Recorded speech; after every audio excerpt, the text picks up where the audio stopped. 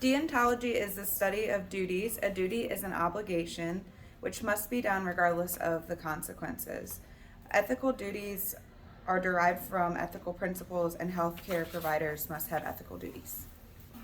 So there are three basic duties according to deontology principles, and the way to remember it is to remember to put on your thinking cap, conditional C, absolute A, and prima facie P, CAP cap. The first one is absolute, so you can remember AA. Absolute is binding under all circumstances. Examples are you should not kill, you should not lie.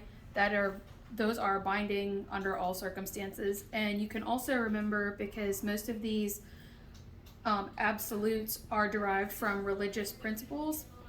So if you remember, based in Christianity, God is absolute A. You can think of the 10 Commandments to remember some examples of absolute duties.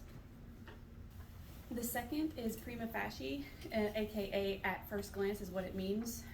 It's in reference to present situation duties. It's an example of treating a patient who is in pain over someone who had a scheduled appointment before them. And then the prickly thing to help remember is prima equals pain, so you treat the person in pain rather than the person that is scheduled for an appointment. Okay, so mine is conditional duty. So conditional duty is a commitment that comes into being after certain conditions are met. So conditional duty is comparable to a conditional friendship.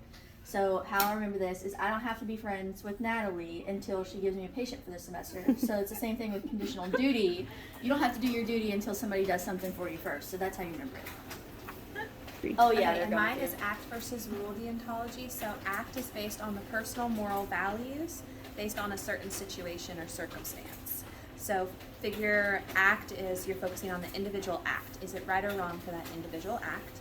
And rule is there are certain standards or rules, and they are of greater value than anyone's moral choices given that situation. So the rules override the act, or the act overrides the rule. It's based on personal preference.